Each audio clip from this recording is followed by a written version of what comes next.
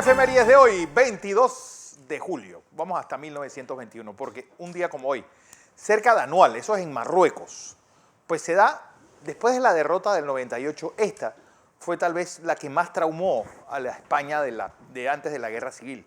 Pues un ejército de marroquíes, pues liderado por un caudillo que se convertiría en un líder del futuro Estado de Marruecos, vence al ejército invasor español. Esto se llamó el desastre de Anual. Y Alfonso XIII, bueno, esto desembocó en la dictadura de Primo de Rivera, esto desembocó pues en la generación del 27, pues, en esa generación preguerra civil lamentando.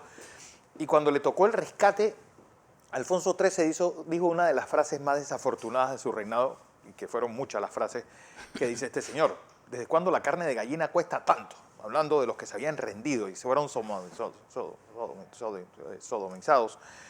Y la verdad es que la batalla de Anual, pues para España fue pues el anticipo de la guerra civil. ¿Cómo reconquistarían posteriormente esa franja de tierra? Bueno, reconquistarían el protectorado, pues con una operación naval llevada a cabo con franceses. Es la primera vez que hay un desembarco de tropas en África. Y del lado francés, lo interesante fue que estaba al mando un coronel llamado Charles de Gaulle. Vamos a 1944, porque el mundo económico de hoy día tiene como punto de partida un día como hoy, del lejano 1944. ¿Por qué? Porque un día como hoy termina la conferencia de Bretton Woods. Se decide, bueno, Dexter White, pues, de parte de los Estados Unidos, y John Maynard Keynes, ahí lo ven, por parte de Inglaterra. Crean dos instituciones que tenían como función estabilizar el mundo si había una crisis como la del 29, el Fondo Monetario Internacional y un banco de fomento, del cual los países iban a ser socios, llamado el Banco Mundial. Vamos a 1943, porque el terrorismo es malo, venga de donde venga. Y un día como hoy, este es el Hotel Rey David de Jerusalén, el Irgum, pues encabezado por quien sería posteriormente primer ministro de Israel, Menachem Begin, pues pone una bomba en este hotel que servía más o menos de oficina del protectorado británico. 76 muertos, 46 heridos, 29 desaparecidos, y es lo que le dice Inglaterra: señores, nos tenemos que ir de aquí.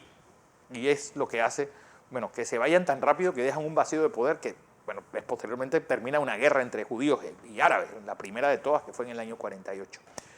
Vamos a 1977, porque un día como hoy, el verdadero arquitecto de China, bueno, allá en su cara de inocente, un hombre recién salido de la cárcel, por cierto, tomado preso en esas grandes purgas habidas después de la Revolución Cultural, Deng Xiaoping se convierte en, pues, el hombre en el poder. Ahí lo ven junto a Jimmy Carter, pues, que entendió muy bien cuál era el futuro de China como aliado y cómo se decide convertir a China en la fábrica del mundo. No olvidemos que la China que hereda, pues, Deng, viene del desastre de Mao Zedong, de 80 millones de muertos, de una economía forzada a ser industrial, destruyendo el medio ambiente, acabando con muchas cosas. Bueno, Deng entendió: nosotros vamos a convertirnos en la fábrica del mundo, y sobre todo que entendió muy bien que en esa disputa habida entre soviéticos y americanos, ellos estaban en una especie de medio camino, más cerca de los Estados Unidos, porque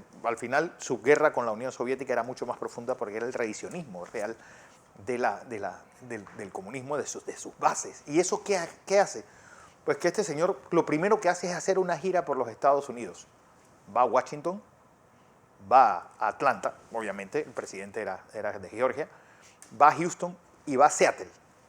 Pues, y ahí, pues, se pone su sombrero de vaquero, hacen de una limusina, y la verdad es que provocó, pues, una buena impresión. ¿Qué hace eso? Bueno, muchas de las fábricas estadounidenses se van. ¿Se acuerdan los que vivimos en los años 80 cómo se iban cerrando fábricas, pues, en todos los Estados Unidos? Bueno, iban hacia China. Y no solamente eso, sino que en el plano militar se llegó a hacer armamento soviético fabricado en China para que los Estados Unidos lo usara en entrenamiento, y gran parte de las armas que usaron los talibanes, pues, en su guerra contra la Unión Soviética, eran armas soviéticas de fabricación china para poder aprovechar los cargadores, por ejemplo, de la AK-47. Otra cosa importante, realmente los Estados Unidos tenían un centro de espionaje en China para espiar a la Unión Soviética. Son los grandes misterios que quedaron después de toda esta alianza, y que uno explica por qué no hubo una respuesta contundente de los Estados Unidos después de la masacre en Tiananmen. ¿Qué había detrás? ¿O qué relaciones había detrás de todas estas amores entre chinos y americanos? Ya la historia lo dirá en algún momento.